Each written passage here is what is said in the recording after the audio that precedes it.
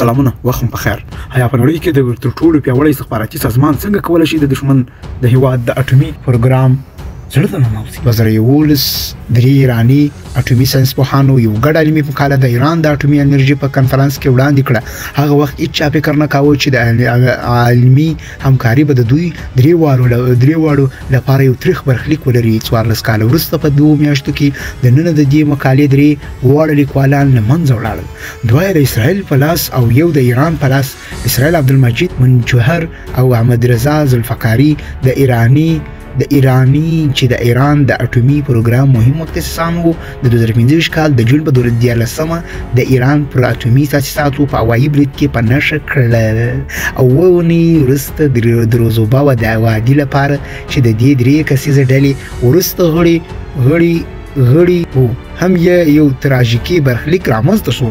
د ایران قضایقو اعلان وکړ چې روزبا وادي د 2015 کال د اګست په 14 سهار وخت کې د موساد لپاره د جاسوسي پاتو اعلان شوی دی. د دې اعلان څو ساعت وروسته د ایران دولتي تلویزیون د هغه اعترافات خپاره کړل. هغه ویلي چې د مهمو اټومي مرکزونو او یو بل ساينس پوه په اړه معلومات موساد ته ورکړي دي. د دې درې ساينس پوهانو مختلف پایونه یو لوی پوښتنه راپورته کوي: څنګه د درې عالمي همکارانو لاره چې یو وخت یې په ګډه یو کار کړی وو داسې په مختلف پای ته ورسېده.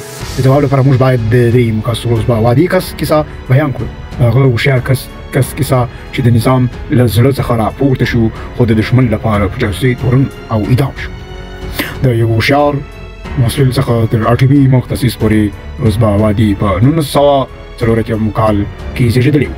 هغه خپلې زده کړې په زنجان پوهنتون کې د میخانیکي انرژي په برخه کې پیل کړي او په 2008 کال کې فارغ شو.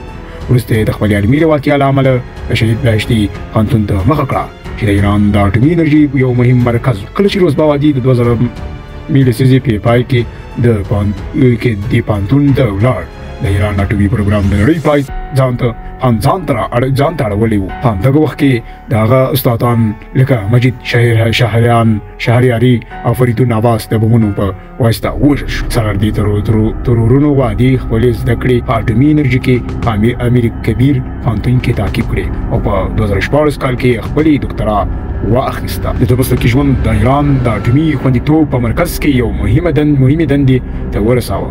په دې مرکز کې هغه د اټومي خوندیتوب د ارزوینې د لوړپوړي کارپوه په توګه کار کاوه. دا یو ډېره ساده دنده وه ځکه چې دا مرکز د ایران د ټولو اټومي تاسیساتو لکه نتنز او پردو خوندیتوب مسؤلیت درلود. د دې لپاره چې د یوې اټومي فابریکې خوندیتوب تایید کړي، وادي باید د هغې ټولو نقشو، تخنیکي محاسباتو او عملیاتي جزئیاتو ته بشپړ لاسرسی درلودلی. د هغه لاسرسی و چې هغه د موساد لپاره په یو معلوماتي خزانه بدل کړ. له یوې خطا څخه تر جاسوسي پورې د هغه د خپلو اعترافاتو له مخې د هغه سقوط د یوه ساده آنلاین اعلان له لارې پیل شو. هغه وویل چې په خپل موبایل کې یې له وی پی این څخه استفاده کوله چې ناڅاپه یو اعلان راښکاره شو د یو ښار تصویر و چې په منځ کې یې یو زرین ګنبد و او د بیت المقدس په څیر ښکارېده. هغه په دې پوه شو چې دا یو عادي اعلان نه دی او شاید له اسرائیل سره تړاو ولري. د هغه تجسس هغه په دې وهڅاوه چې پرې کلیک وکړي او یوه فورمه یې ډکه کړه. یو کس سره یې د واټساپ له لارې اړیکه ټینګه شوه چې ځان یې الکیس معرفي کړ. وروسته د کوین په نوم یو بل افسر قضیې ته داخل شو. دوی د هغه سره د اړیکو لپاره د ډیجیټل پیسو او ځانګړو وسایلو څخه کار واخیست. د همکارۍ یو مهم پړاو په وینا کې یو ملاقات و. هغه د یوې علمي کنفرانس لپاره وینا ته تللی و او خپل ملاقات یې له کوین سره تنظیم کړ. په دې ملاقات کې هغه په فزیکي او تخنیکي توګه په بشپړه توګه وکتل شو او د موساد یو امن کور ته ویوړل شو. هلته یې له هغه څخه د ایران د اټومي پروګرام په اړه د هرې اونۍ د راپورونو غوښتنه وشوه. په بدل کې هغه ته د پیسو او بهرني پاسپورت وعده ورکړل شوه. روزبا وادي په خپلو اعترافاتو کې وویل: زما لویه ګناه د دنیا پرستي مال پرستی او مال جمع کول وو.